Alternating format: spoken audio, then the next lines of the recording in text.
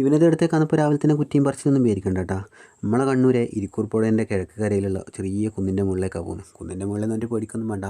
ആടെ നമുക്കെല്ലാം അറിയുന്ന പേര് കേട്ട ഒരു അമ്പലത്തിലേക്ക്, മാമാനത്തമ്പലം. നമ്മളെ സ്വന്തം മാമാനിക്കുന്ന് മഹാദേവി ക്ഷേത്രത്തിലേക്കാണ് ഇന്നത്തെ യാത്ര.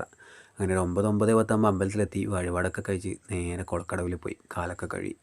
ചൊവ്വയും വെള്ളിയാണ് കേട്ടോ ഇവിടുത്തെ പ്രധാന ദിവസങ്ങൾ. അന്നത്തെ ദിവസം നല്ല തിരക്കുമായിരിക്കും. മരുസ്തംഭം നീക്കലാണ് ഇവിടുത്തെ പ്രധാന വഴിപാട്.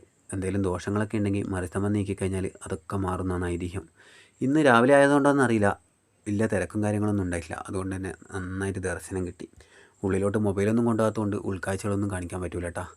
അങ്ങനെ ഭഗവതിനെ കണ്ട് തൊഴുതിറങ്ങി തിരിയുമ്പം തന്നെ നല്ലൊരു താമര വിരിഞ്ഞ് നിൽക്കുന്നുണ്ട്. തൊട്ടടുത്തായിട്ട് ഒരുപാട് താമര മുട്ടുകളും കുറച്ച് മാറിയിട്ട് ഒരു ടെറസ് പോലത്തെ സർഫേസിൽ ഒരുപാട് ചെടികളും കാര്യങ്ങളൊക്കെ നട്ടുപിടിപ്പിച്ചിട്ടുണ്ട്.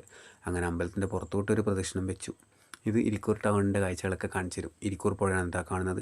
തിരിച്ചു വന്നപ്പോൾ നാഗലിംഗപ്പൂവിൻ്റെ മരം കണ്ടു. ഒരുപാട് പിടിച്ച് അവസാനം ഒരു നാഗലിംഗപ്പൂവും കിട്ടി. നമ്മൾ പലരും മാമാനത്ത് വന്നു കഴിഞ്ഞാൽ ഇവിടെ നിന്ന് തൊഴുത് പോകാറാണ് പതിവ്. പക്ഷേ നമ്മൾ അറിയാത്തൊരു കാര്യം, ചിലർക്കൊക്കെ അറിയായിരിക്കും, അറിയാത്തവർക്ക് വേണ്ടിയാണ് പറയുന്നത്. മാമാനത്തമ്മയുടെ ആരൂഢ സ്ഥാനം കണ്ണങ്കോട് മഹാവിഷ്ണു ക്ഷേത്രം, അവിടെയും കൂടി നമ്മൾ ദർശനം നടത്തേണ്ടതായിട്ടുണ്ട്. അവിടത്തേക്കാണ് എൻ്റെ യാത്ര. എടുത്തു പറയേണ്ടത് ഈ ഒരു സ്ഥലത്തെക്കുറിച്ചാണ്. ഭക്ഷണ കൗണ്ടർ. ഉച്ചയ്ക്ക് രാത്രി ഇവിടെ അടിപൊളി ഭക്ഷണം ഉണ്ട് കേട്ടോ. സാമ്പാറും മോരുകറിയും ഉള്ളിയച്ചാറൊക്കെ ആയിട്ട് അടിപൊളി ടേസ്റ്റാണ്. അങ്ങനെ നേരെ ഇരിക്കൂർ ബസ് സ്റ്റാൻഡിൽ പോയി. നമ്മുടെ കണ്ടക്ടർ സുജിയുടെ കാറുണ്ടായിരുന്നു. അങ്ങനെ സുജിയുടെ കാറും എടുത്തിട്ടാണ് നമ്മൾ കണ്ണങ്കോടേക്ക് പോകുന്നത്. പണ്ട് നമ്മുടെ ഈ അമ്പലം സ്ഥിതി ചെയ്യുന്ന സ്ഥലം യജ്ഞഭൂമിയായിരുന്നു. ഒരുപാട് മുനിമാറും ഋഷിമാരൊക്കെ തപസ് ചെയ്തിരുന്ന സ്ഥലമായിരുന്നു. അതുകൊണ്ട് തന്നെ മാമനിക്കുന്ന് എന്നാണ് ഈ സ്ഥലം അറിയപ്പെട്ടത്. പിന്നീട് അത് ലോപിച്ചിട്ടാണ് മാമാനിക്കുന്നായിട്ട് മാറിയത്.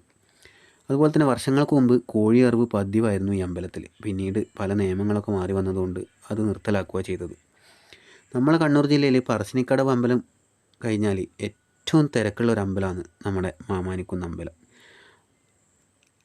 അതുപോലെ തന്നെ ഇവിടെ പൂജ ചെയ്യുന്ന ആൾക്കാർ, ശാക്തേയ പൂജയൊക്കെ നടക്കുന്ന അമ്പലങ്ങളാണ് മാമാനമ്പലം. അതുകൊണ്ട് തന്നെ ബ്രാഹ്മണർക്ക് പകരം പിടാരർ അല്ലെങ്കിൽ മൂസ സമുദായത്തിൽപ്പെട്ട ആൾക്കാരാണ് ഇവിടുത്തെ പൂജകളും കാര്യങ്ങളൊക്കെ ചെയ്യുന്നത്. കണ്ണങ്കോട് അമ്പലത്തിലേക്ക് പോകുന്ന വഴി എന്ന് പറഞ്ഞാൽ ഒരു രക്ഷയില്ല, അടിപൊളി ആംബിയൻസാണ്. ഒരുപാട് കോറികളും കാടുകളും ഒക്കെ നിറഞ്ഞ കാനനപാത എന്ന് തന്നെ പറയാം. അങ്ങനെ ഏകദേശം നമ്മൾ അമ്പലത്തിലേക്ക് എത്തിയിട്ടുണ്ട്. ഇതാണ് കേട്ടോ കണ്ണങ്കോട് മഹാവിഷ്ണു ക്ഷേത്രം.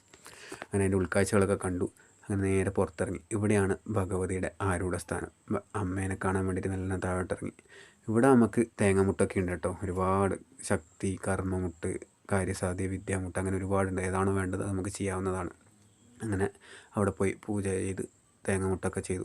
നമ്പൂരി എന്തെങ്കിലും ദോഷങ്ങളൊക്കെ ഉണ്ട് പറഞ്ഞുതരും കേട്ടോ. അങ്ങനെ അതൊക്കെ കഴിഞ്ഞ് വീണ്ടും കാറൊക്കെ എടുത്ത് തിരിച്ചു പോവാണ്. അപ്പോൾ ഇന്നത്തെ വീഡിയോ ഇത്രയേ ഉള്ളൂ. മാമാനിക്കുന്ന് അമ്പലത്തെക്കുറിച്ച് അറിയാൻ ഫോളോ ചെയ്യുക. Tata bye.